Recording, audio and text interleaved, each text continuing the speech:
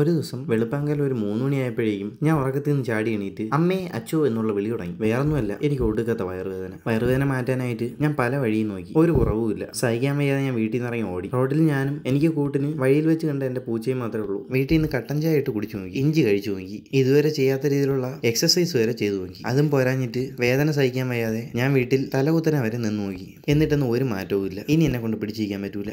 രാത്രി ആയി കഴിഞ്ഞാൽ പേടിച്ച് വെളിയിറങ്ങാത്ത ഞാൻ ആ പേടിയെല്ലാം മറന്ന് വീട്ടിൽ നിന്ന് ഇറങ്ങി ഓടണമെങ്കിൽ എന്തുമാത്രം വേദന സഹിച്ചിട്ടുണ്ടാവണം. കുറെ നേരമൊക്കെ അങ്ങോട്ടും ഇങ്ങോട്ടും ഓടിയിട്ടും വീട്ടിൽ വന്ന് സിറ്റ് ഔട്ടിൽ കിടന്ന് ഉരുണ്ടിട്ടും ഒരു കുറവില്ലാത്തതുകൊണ്ട് ഞാൻ നേരെ 5:30 മണിയായപ്പോഴേക്കും ഡ്രസ്സും മാറി വണ്ടി എടുത്ത് വീട്ടിൽ നിന്ന് ഇറങ്ങി. വണ്ടി ഓടിക്കാനൊന്നും ഒട്ടും വയ്യ. വീട്ടിൽ നിന്ന് അമ്മ കൂടെ വരാമെന്ന് പറഞ്ഞു. എനിക്ക് വെയിറ്റ് ചെയ്യാൻ സമയമില്ലാത്തതുകൊണ്ട് ഞാൻ വീട്ടിൽ നിന്ന് വണ്ടി എടുത്തുകൊണ്ട് ഓടി. എണീറ്റ് നിന്നും ഇരുന്നും കിടന്നൊക്കെ ഓടിച്ച് ഞാൻ ഒരു വിധത്തിൽ അടുത്തുള്ള ഹോസ്പിറ്റലിലെത്തി. ആരെയും കണ്ടില്ല, എല്ലാവരും ഉറക്കമാണെന്ന് തോന്നുന്നു. ഞാൻ പുറത്ത് കണ്ട ബെല്ലിൽ കുറെ നേരം ഞെക്കി പിടിച്ചുകൊണ്ട് നിന്നു. ആൾ വന്നു. പെട്ടെന്ന് തന്നെ ഡോക്ടറിനെയും വിളിപ്പിച്ചു. എങ്ങനെയെങ്കിലും ഈ വേദന ഒന്ന് കുറച്ചു തരാൻ പറഞ്ഞു. പെട്ടെന്ന് തന്നെ 2 ഇഞ്ചക്ഷനും തന്നു, ഒരു ട്രിപ്പും തന്നു. ഒരു മാരകമായ വയറുവേദന വന്ന് ഹോസ്പിറ്റലിൽ പോയി ട്രിപ്പും ഇഞ്ചക്ഷനൊക്കെ വാങ്ങി കൂട്ടിയ ഞാൻ നേരെ പോയത് എല്ലാവരും വിചാരിക്കും പോലെ എന്റെ വീട്ടിലേക്കല്ല, നേരെ വീട്ടുകാരെയും പൊക്കിക്കൊണ്ട് തിരുവനന്തപുരം മെഡിക്കൽ കോളേജിലേക്കാണ് വണ്ടി വിട്ടത്. കാറ് കിട്ടിയ സ്ഥലത്ത് പാർക്ക് ചെയ്ത് ഞാൻ നേരെ പോയി OP ടിക്കറ്റ് എടുത്തു. കയറി ഡോക്ടറെ കണ്ടപ്പോഴേക്കും ഡോക്ടർ കുറെ ടെസ്റ്റിനൊക്കെ എഴുതി തന്നു. ടെസ്റ്റ് ചെയ്യാനുള്ള സാമ്പിളും കൊടുത്ത ശേഷം അതിന്റെ റിസൾട്ട് ഇനി കിട്ടണമെങ്കിൽ 2-3 മണിക്കൂർ കഴിയും. പോയി ആഹാരം കഴിച്ചു. ആഹാരമൊക്കെ കഴിച്ചിട്ട് വന്നപ്പോഴേക്കും ആട് കിടന്നിടത്ത് ഒരു പൂടയില്ല എന്ന് പറഞ്ഞാൽ നമ്മൾ ഇരുന്നിടത്ത് ആരെയും കാണാനില്ല. അവിടെയൊന്നും ഇരിക്കാൻ ആൾക്കാരില്ലെങ്കിലും ആ ഏരിയയിലുള്ള എല്ലാ വൈദ്യുതി ബൾബുകളും കത്തി കിടപ്പുണ്ട്. ബൾബ് മാത്രമല്ല, മുകളിലുള്ള എല്ലാ ഫാനുകളും ഭ്രാന്ത് പിടിച്ച് കറങ്ങുന്നുണ്ട്.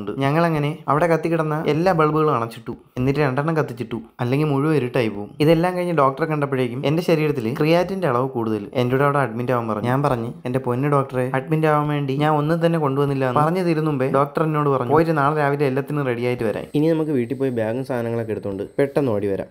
അതെ, ഇന്ന് ഞാനേ വീട്ടിൽ നിന്ന് താമസം മാറാൻ പോവുകയാണ്. വേറെ അങ്ങോട്ടും അല്ല, വീട്ടിൽ നിന്ന് മാറി മെഡിക്കൽ കോളേജിലോട്ട് അഡ്മിറ്റ് ആവണം. കൂട്ടിന് അമ്മയും ചേച്ചിയും ഉണ്ട്. രാവിലെ തന്നെ വീട്ടിൽ നിന്ന് പറക്കി കയറ്റാനുള്ള എല്ലാ സാധനങ്ങളും പാക്ക് ചെയ്ത് വണ്ടിക്കകത്താക്കി ഡോർ അടച്ചു. വണ്ടി കയറി നേരെ ഹോസ്പിറ്റലിനടുത്തുള്ള പാർക്കിങ്ങിൽ വണ്ടിയും കൊണ്ടിട്ടിട്ട് വണ്ടിയിൽ നിന്ന് ഇറങ്ങി ഞങ്ങൾ എല്ലാവരും കൂടി കട്ടയ്ക്ക് നടന്നു. ഇന്ന് എനിക്ക് കാണിക്കേണ്ടത് സൂപ്പർ സ്പെഷ്യാലിറ്റിയിലാണ്. OP ടിക്കറ്റ് ഓൺലൈനായി ബുക്ക് ചെയ്തിട്ട് വന്നുകൊണ്ട് നേരത്തെ കയറി കാണിക്കാൻ പറ്റി. നെഫ്രോളജിയിലും കാണിച്ചു, യൂറോളജിയിലും കാണിച്ചു. ഡോക്ടർ കുറച്ച് ടെസ്റ്റിനൊക്കെ എഴുതി തന്നു. ഓടിപ്പോയി ചെയ്തിട്ട് വരാൻ പറഞ്ഞു. എക്സ്റേ, CT സ്കാൻ, അൾട്രാസൗണ്ട്, അങ്ങനെ കുറെ. താമസം മാറാനുള്ള സ്ഥലം എനിക്ക് ഇഷ്ടമായി. ഒട്ടും ചൂടില്ല, ഫുൾ AC. ഡോക്ടർ പറഞ്ഞതനുസരിച്ച് എല്ലാം ടെസ്റ്റ് ചെയ്യാനും CT സ്കാൻ എടുക്കാനും ഞാൻ പോയി. ഹോസ്പിറ്റലിനകത്ത് CT സ്കാൻ എടുത്താൽ ഇന്നൊന്നും കിട്ടൂല.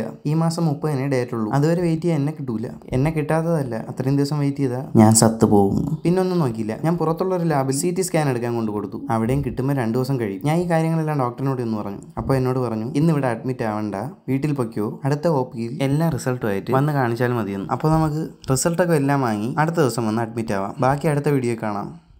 ഇന്ന് പെട്ടിയും കിടക്കയുമായി ആശുപത്രിയിൽ ചെന്ന് അഡ്മിറ്റ് ആവാനുള്ള ദിവസമാണ്. അങ്ങോട്ട് പോകുന്നതിന് മുന്നേ ഇന്നലെ ഞാൻ കുളിച്ചൊരുങ്ങി രാവിലെ തന്നെ ടെസ്റ്റ് ചെയ്യാൻ കൊടുത്തിരുന്നതിന്റെ ഒക്കെ റിസൾട്ട് വാങ്ങാൻ പോയ കാര്യം പറയാം. ഡോക്ടർ ഒരുപാട് വെള്ളം കുടിക്കാൻ പറഞ്ഞതുകൊണ്ട് തന്നെ 2 ലിറ്റർ മാംഗോ ജ്യൂസിന്റെ ബോട്ടിലിൽ വെള്ളവും നിറച്ച് അതിനെടുത്ത് സ്കൂട്ടിയുടെ സീറ്റിന്റെ അടിയിലിട്ട് അടച്ചാണ് വീട്ടിൽ നിന്ന് ഇറങ്ങാൻ പോണത്. ഞാൻ വീട്ടിൽ നിന്ന് ഇറങ്ങാൻ നേരം അമ്മ ആരോടോ എന്നെപ്പറ്റി എന്തൊക്കെയോ പറഞ്ഞ് ഫോണിൽ സംസാരിക്കുന്നുണ്ടായിരുന്നു. എന്റെ പൂച്ചയാണെങ്കിൽ വരാനുള്ള മീൻവണ്ടിയെ നോക്കി വെളിയിൽ കിടപ്പുണ്ട്. മിക്കവാറും മീൻവണ്ടി വരുമ്പോഴേക്കും ഇവൻ കിടന്നുറങ്ങിപ്പോകും. പുറത്ത് നല്ല ചൂടായതുകൊണ്ട് തന്നെ ചൂടൊക്കെ മാറ്റാനായി കാക്കയും കിളികളും ഒക്കെ കിട്ടിയ വെള്ളത്തിൽ കിടന്ന് ഉരുണ്ട് മറിയുന്നുണ്ടായിരുന്നു. പോയിട്ട് വന്നിട്ട് വേണം എനിക്ക് ഒന്ന് കുളിക്കാൻ. വെയിലടിച്ച് പ്രാന്തായപ്പോഴേക്കും ഞാൻ ഇടയ്ക്കൊക്കെ റോഡിൽ കിട്ടിയ തണലത്ത് കയറിയിരുന്നു. കുറച്ച് റിസൾട്ടൊക്കെ വാങ്ങാനും ഉണ്ട്, ബ്ലഡ് ടെസ്റ്റ് ചെയ്യാൻ കൊടുക്കാനും ഉണ്ട്. വണ്ടി ഓടിച്ച് ആദ്യത്തെ ലാബിനടുത്ത് എത്തി. കയ്യിലുള്ള ഫയലെടുത്ത് കയ്യിൽ പിടിച്ച് ഇന്റർവ്യൂവിന് പോകുമ്പോൾ ഞാൻ ആദ്യത്തെ ലാബിലേക്ക് നടന്നു. അവിടെ നിന്ന് കിട്ടാനുള്ള റിസൾട്ടൊക്കെ വാങ്ങി അടുത്ത ലാബിലേക്ക് പോയി കയ്യിൽ നിന്ന് കുറച്ച് ബ്ലഡ് എടുത്ത് അവർക്ക് കൊടുത്തിട്ട് ഞാൻ അവിടെ നിന്ന് ഇറങ്ങി. ഇനിയുള്ള ജീവനും കൊണ്ട് വീട്ടിൽ പോവാം. ഇന്ന് കിട്ടിയ റിസൾട്ട് എല്ലാം ആയിട്ട് വേണം നാളെ രാവിലെ ഹോസ്പിറ്റലിൽ പോവാൻ. നാളെ രാവിലെ കാണാം.